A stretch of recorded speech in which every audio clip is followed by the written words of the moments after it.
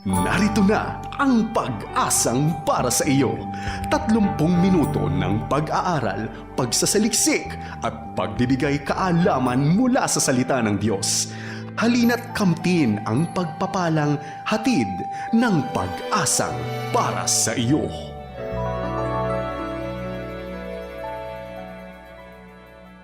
Hello at welcome sa Pag-asang para sa iyo. Kamusta Ate Angie? Mabuti, Kuya Alvin. Okay na okay po ako. Hello po sa inyong lahat ng mga tagapakinig ng programang ito. Ang aming dalangin, kayo po ay nasa maayos na kalagayan. Welcome na po sa bagong buwan ng July. Nararanasan at nararamdaman na po natin ang pagsisimula ng tag-ulan. Kaya umuulan pag umaga o kaya naman ay sa hapon. Oo nga, kaya mag-ingat po, magdala ng payong, ng kapote at isecure ang mga gamit kasi hindi natin alam kung sa umaga okay, no? Pagdating sa gabi, biglang sa bandang hapon, biglang uulan. Ate Angie, ang bilis ng panahon. It's the 7th month of the year, July. And we are in the second half of the year, 2015. Talagang mabilis ang panahon. Correct ka dyan, Kuya Alvin. Kaya dapat walang sayangin na oras at panahon sa ating paglilingkod. Una, syempre sa Diyos, sa ating mga pamilya, sa ating trabaho, at kung ikaw ay mag-aaral, syempre sa eskwelahan. Sipag-sipag din pag may time, di ba? No? Oo nga. Whether paglilingkod yan o sa trabaho o sa school. Maraming mga kabataan nakikinig sa atin. Welcome at hello sa mga young people na nakikinig sa atin. Kapag ganitong panahon, naalala ko ang birthday ng aking ina. At syempre, birthday mo din, Ate Ange, no? At happy birthday po sa lahat ng may birthday dyan during this first week of July. Pagpalain kayo ng Panginoon, bigyan kayo ng mahaba at mapagpalang buhay. Happy birthday po! Greetings and happy listening kay Angelica Santos ng Project 8 Quezon City. Nag-message siya sa atin sa Facebook. Ang sabi niya ay bata pa daw siya, nakikinig na siya sa programa. At kapag nakakapakinig siya ng Word of God, gumagaang ang kanyang pakiramdam. Naku, nakakatuwa. Ano, Kuya Alvin? Kasi kagaya ng theme ng ating last FEBC anniversary na pamana, maraming mga kabataan ang minana, ang pakikinig ng ating programa mula pa sa kanilang mga magulang. Binabati po natin si Pastor Glenn Ginto ng Pampanga at si Mrs. Aurora Tiongson ng Muntinlupa, Paranaque. Sila po ay mga kamag-anak ni Kuya A or ni Brother Alvin Abad. Siya po yung guest natin. Naalala niyo po ba nung last Father's Day? Happy listening po sa inyong lahat. Happy listening po. Sa ating pong pagsisimula, pakinggan natin ang awit na ito mula sa album ng Tihila. Ang title po ay Sa Bawat Gawin.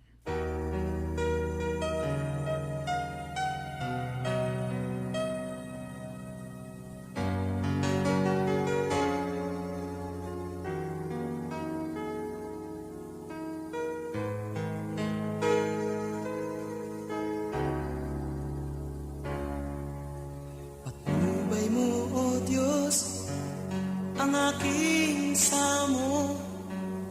Sa pagpapala mo'y puspusin mo. Pag-ibig, ligaya at kapayapaan, sa piling mo'y aking makakamtan. Ang inyong gabay ang samo ko, ako'y tulungan sumunod sa landas mo. Sa bawat gawin, bawat sambitin, ituro ang landas patungo sa buhay. Katwiran mo'y aking hinahanap, ang iyong kaharian nais kong marating, upang makita ka't makapiling. Ang iyong gabay ang samo ko, ako'y tulungan sumunod sa landas mo. Sa bawat gawin, bawat sambitin,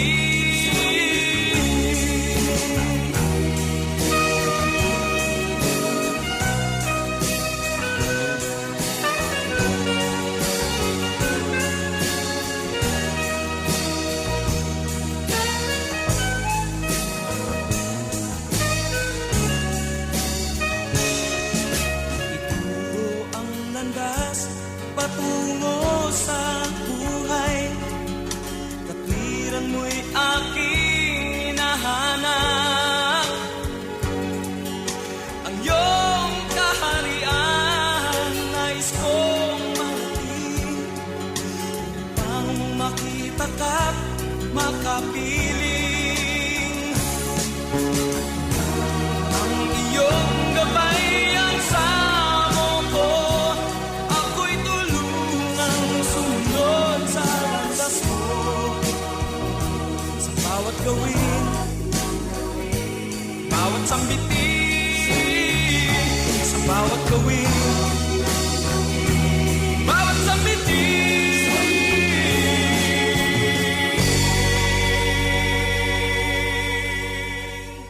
Isang mapagpalang awit ang ating nadinig.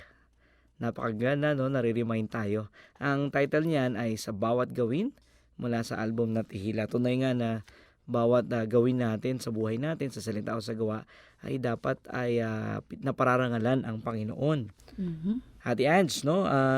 Related yan sa worship na topic natin. Kamusta ang worship experience mo nung Sunday? Nako, masaya at refreshing talaga yung worship time natin last Sunday.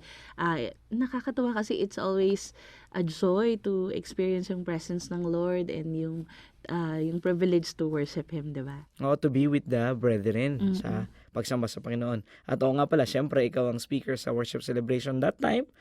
At kasi ako ay nasa daughter church. Pero hindi lang dahil pag speaker tayo na naranasan yung presence of Lord. Dapat kahit wala tayo sa pulpito at nasa baba tayo, nararanasan. Natanong ko kasi maraming tao ang parang nakikita natin, parang ang sigla-sigla pag linggo o during worship time o during worship celebration. Pero parang hindi pareho pag weekdays, Lunes o hanggang Sabado. Para bang ang presence ni Lord tuloy ay confined lang sa church building during congregational worship time at wala kapag ordinary days. Nako, medyo malungkot na katotohanan nga yan, Kuya Alvin. Actually, related po yan dun sa tanong ni Jonathan, yung isang kaibigan natin na 30 years old, binata, taga-Cainta, Rizal. Simple lang yung tanong niya. Ang sabi niya, bakit nga daw during worship services nafe-feel niya yung presence ni God at nararamdaman niya rin na lumalakas siya. Pero parang hindi niya yun ma-maintain tuwing o yung throughout the week or during weekdays. So, tinatanong niya, paano nga ba yun? Parang ang tanong niya, how can I remain in God's presence? Ganun ba? Throughout the week. Jonathan, thank you for your question. At parang simple, pero hindi ganun kasimple, no, nasagutin. Kasi nga, maraming tao parang pag magkakasama, maapoy na maapoy, pati pagkanta. Pero ideally, dapat hindi ganun. Paano nga natin ma-maintain, ano? Ito yung aming suggestions. And before that, we want to remind you that only God deserves true worship. And worshiping God is not just an activity that we do during congregational worship time o yung group worship inside the church building. It is supposed to be a lifestyle. It is a lifestyle. Ang pagsamba ay buhay natin bilang pagtugon natin sa pag-ibig at kabutihan at kadakilaan ng Diyos. Tayo ay sumasamba dahil ang Diyos ay karapat-dapat sambahin. Amen. At ito yung suggestion namin. Number 1, set your mind on worshiping God every day, wherever you are. Dapat alam mo na yon. Dapat naniniwala ka na God deserves worship every day, every time, kahit saan tayo nandun. Kahit anong araw at nasaan tayo, ang ating isip at puso ay dapat nakatuon sa kadakilaan at kapangyarihan ng Diyos na hindi nagbabago. Pwede mong simulan sa pagbabasa ng Biblia at pananalangin bago magsimula ang iyong araw. We call this personal worship time. Setting aside 15 to 20 minutes of daily meditating on the Word of God, adoring God, worshiping God, singing to Him songs, and praying to Him. During this time, allow His presence to embrace you and strengthen you and ask Him to sustain you throughout the day. Alam mo, Jonathan, tayo rin ngayong mga panahong ito ay blessed ng mga gadgets na pwede nating gamitin sa pag-worship. You can use your gadgets to listen to worship music, or you can actually, kahit walang gadget, hum or sing songs to God in your workplace, di ba? Kahit sa puso o sa isipan, we can actually worship God. In this way, you focus your self doon sa greatness ni God, tsaka doon sa attributes niya sa buong araw. You can also do this para mawala yung attention mo doon sa mga negative na at saka mga destructive thoughts na normally kung hindi mo Hindi intentional. hindi mo pipigilan o kaya hindi mo i-control, will occupy yung mind nating mga tao. Kasi nga yung battleground sa mind po. So pag may negative thoughts, yung sa negative thoughts, we dwell on the greatness, the goodness, and the grace of God. Kasi maraming nangyayari sa paligid. Marami kang oo nga. naririnig, marami kang nakikita. So nahihila ka, na no? mas madalas negative yung impact sa'yo kesa sa positive. Also, remember that your service and work, Jonathan, can be worship to God. Ialay sa Diyos ang iyong trabaho at paglilingkod sa pamilya mo, sa workplace o sa pamayanan o sa church. Sabi ng Romans 12:1, ialay natin ang ating buhay bilang handog na buhay sa Diyos. Lahat ng ginagawa nating mabuti ay maaaring pagsamba sa Diyos. Kasama dyan yung generous offerings to God and also to the poor. Sabi ito daw ay act of worship. Kaya kapag nagbibigay tayo ng ikapo o handog sa Diyos, tayo ay sumasamba sa Diyos. Kung tayo ay nagbibigay sa mahihirap o sa mga taong nangangailangan, ito rin ay pagsamba sa Diyos. Worship is surrendering our whole life to God. Our time, our talents, and of course, our treasure. When we worship God wholeheartedly every day, His holy presence will be with us to embrace, guide, and empower us. Amen. Ang prayer namin, Jonathan, at sa iyo, kaibigan na may ganitong katanungan o karanasan, sana ay maranasan ninyo ang pagsamba sa Diyos araw-araw habang ginagawa natin ang kanyang kalooban. Sa ating pagpapatuloy, tayo po ay makinig ng isa pang awit mula pa rin sa album na Tihila. Ang title nito, Ikaw Lamang.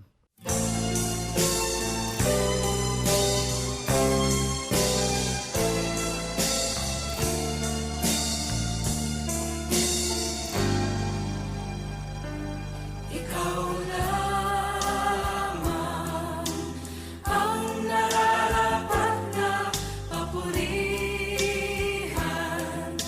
Pag-ibig mo sa akin na inanay,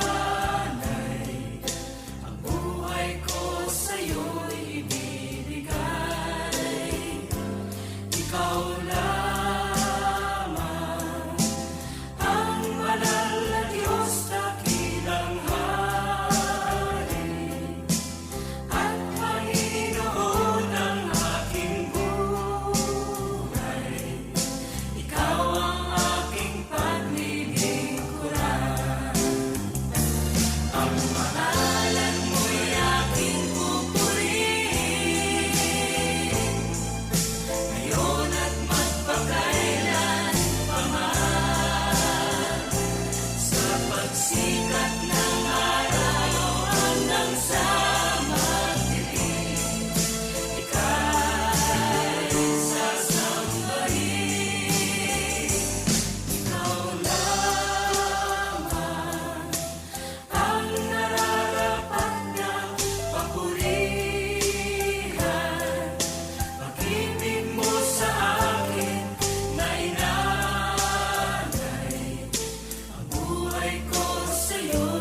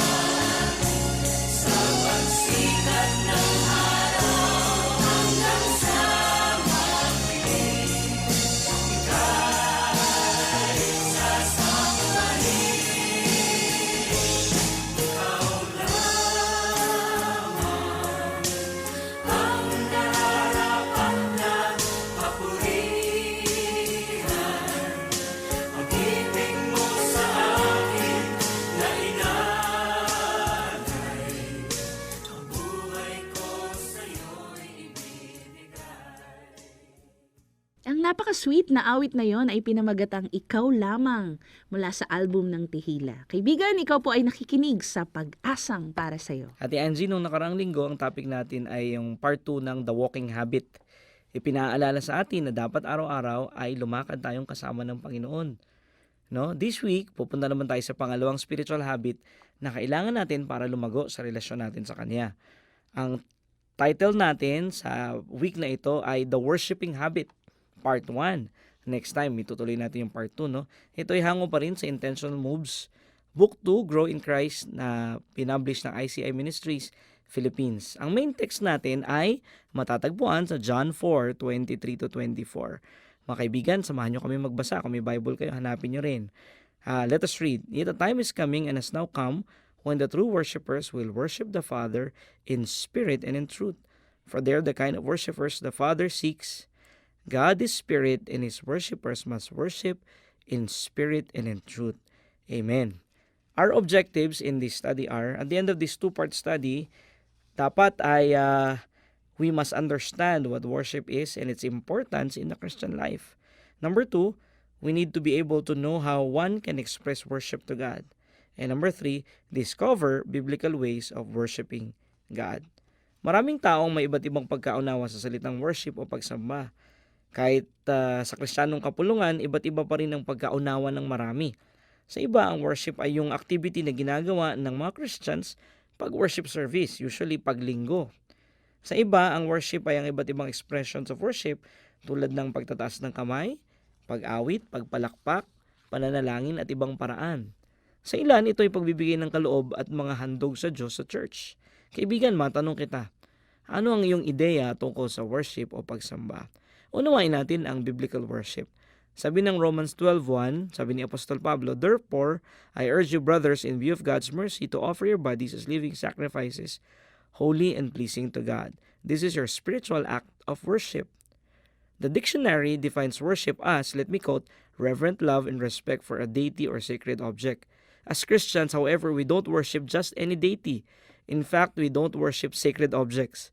We worship God Almighty, the Almighty Creator, only. Worship is giving God the glory that is due Him or worth Him.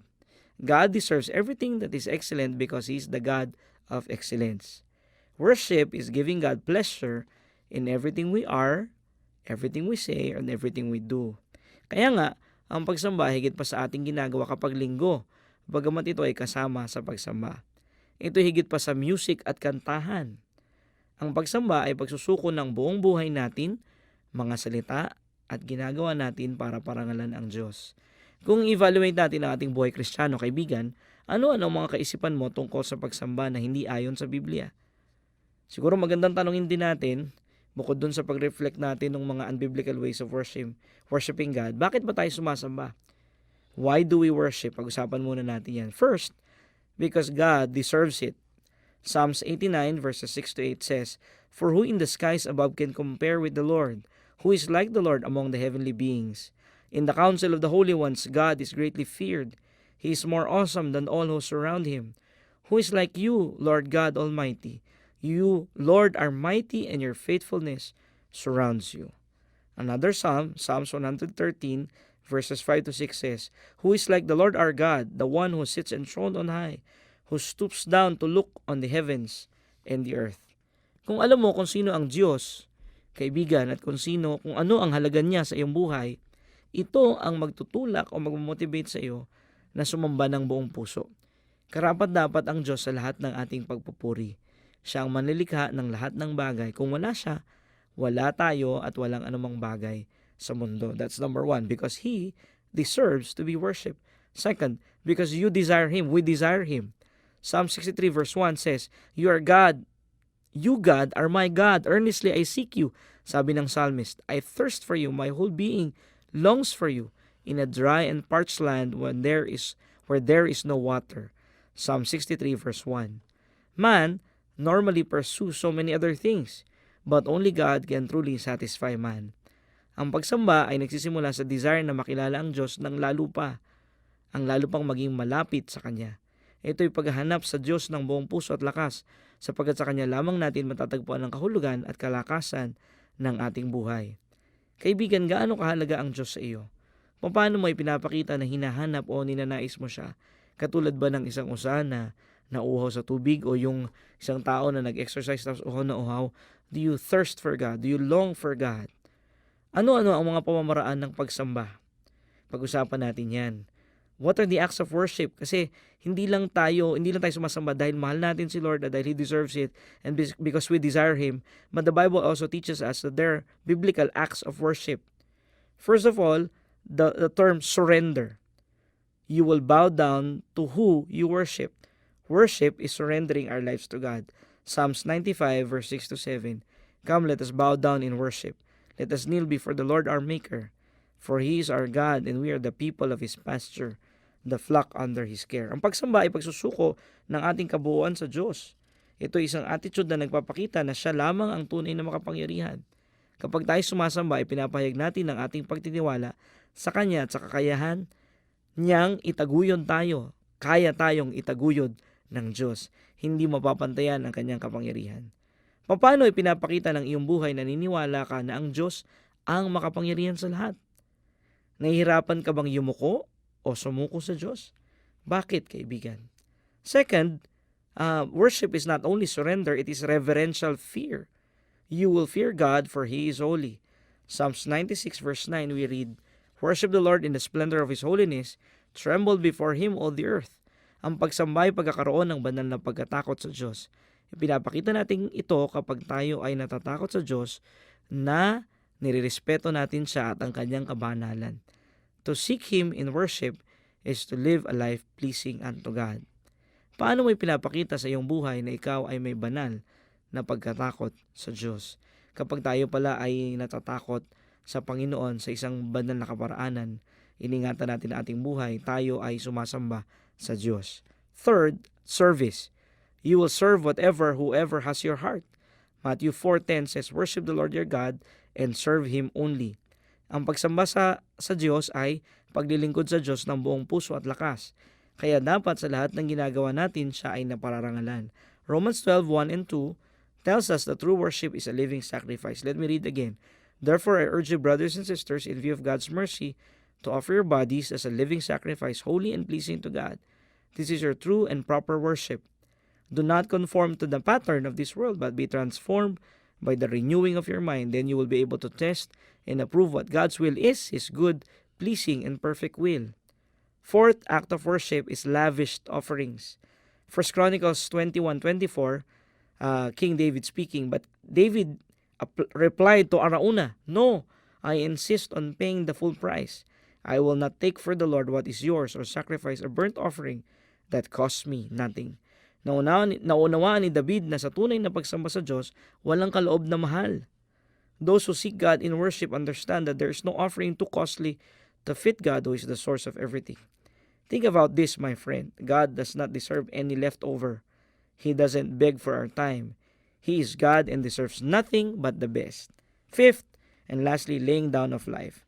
Romans 12:1, sabi kanina, Therefore I urge you, brothers and sisters, in view of God's mercy, to offer your bodies as living sacrifice, holy and pleasing to God. This is your true and proper worship. Since God does everything, you cannot repay Him for the things He has given you. Ang tanging pwede natin gawin ay ialay ang ating lahat-lahat sa Kanya. Ito ang pinaka-least na pwede natin gawin sa lahat ng biyaya at naranasan natin sa Kanya. After all, without Him, we are also nothing. Let's review. Worship is surrender. It is reverential fear. It is service. It is giving offerings lavishly and laying down our life to God. Kaibigan, sumasamba ka ba sa Diyos ayon sa turo ng Biblia? Kung oo, magpasalamat ka sa Panginoon. Gawin mo ito araw-araw, hindi lamang paglinggo o may gawain sa iglesia. Let worship be a lifestyle. Kung ikaw naman na aming tagapakinig ay hindi pa mananamba sa Diyos, nais niya na makilala mo siya. Nais niya na gawin kang anak at worshiper sa Kanya. Maaari mo itong gawin kung sasampalataya ka kay Jesus na anak ng Diyos bilang tagapagligtas at Panginoon. Kung nais mo ito, sumunod ka sa panalangin ito ng taos sa puso. Panginoon at Ama sa langit, nagpapasalamat ako sapagkat inibig mo ako. Isinusuko ko ang aking buhay sa iyo. Panginoong Jesus, anak ng Diyos, sumasampalataya ako sa iyo. Pinagsisisihan ko ang aking mga kasalanan at tinatalikdan. Baguhin mo ang aking buhay. Ikaw na ngayon ang aking tagapagligtas at Panginoon. Salamat po sa iyo. Amen. Amen. Kaibigan, kung sumunod ka dun sa panalangin na yun, sabi ng John 1:12, ikaw ngayon ay anak ng Diyos. At dahil anak ka na ng Diyos, through Jesus Christ, we can worship the Father. At pwede mo siyang maranasan sa pamagitan ng pagsimulang pagbasa ng Biblia at pananalangin sa araw-araw. Nakakatuwa kasi yung idea na we can come to God and worship. Alam mo yun, God is a big God, God is powerful awesome. God is But far as much, away, parang ganun. But He's near. yeah, and as much as He is powerful and big, And awesome. He is also loving. And we can reach Him. Yung idea na, wow, ang sarap naman na maaari kang lumapit at sumamba sa Panginoon. At hindi ito nakakonfine sa lugar. Kung hindi kahit nasaan tayo. Kagaya ako, I work in the office pag weekdays. At talagang ako, nararanasan ko na sambahin ang Panginoon sa pagsisimula ng araw, kahit nasa trabaho. I listen to worship songs and I focus on the things that I am grateful sa Panginoon all throughout the day and all throughout the week. And nakakatuwa na sa pagtatrabaho, pwede tayong sumamba sa Kanya at nararanasan natin yung presensya Niya. Amen. At talaga namang I found myself na yung biyaya ng Panginoon, yung wisdom ng Panginoon. Strength. Oo, totoong-totoo habang sinasamba ko siya doon sa trabaho ko. Alam ko nakasama ko siya sa lahat ng ginagawa ko. 'Di ba sa work, maraming pagkakataon hindi natin mahirap yung mga tasks na naka-assign sa atin. Pero dahil kasama natin ang Lord, Kumagaang, gumiginhawa. oo, nagiging madali yung Nagiging ating madali. mga ginagawa. Amen. Kasi nga yung worship is a lifestyle, 'di ba? That's right, Wherever we are, kahit sa ako kasi going home kailangang pumila, kailangang maghintay.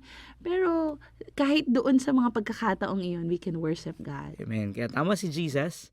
Kasi sabi ni Jesus, ang hinanap ng Ama ay worshipers in spirit and in truth. At dapat, yan tayo mga kapatid, mga kaibigan. Sa ating- Worshipers in spirit and in truth.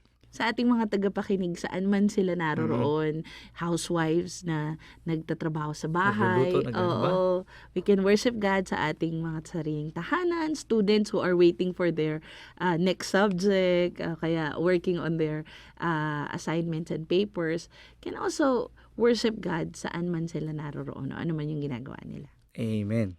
Kung ikaw ay sumunod sa panalangin ng pagsuko ng iyong buhay kay Jesus, nais ka naming tulungang lumago sa iyong bagong buhay kay Kristo, maaari mo kaming sulatan o i-text o padalhan ka namin ng libreng babasahin na maaaring makatulong sa iyo sa paglago sa iyong buhay sa Panginoon. Padala mo kami ng email sa address na ppsyradio@gmail.com o i-text sa 0929-598-5242.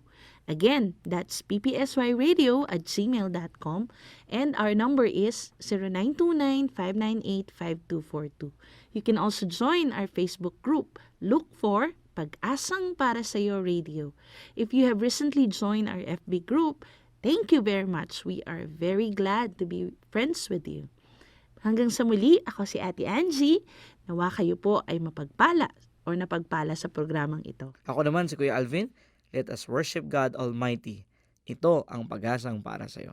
Iyong napakinggan ang Pag-asang Para sa Iyo.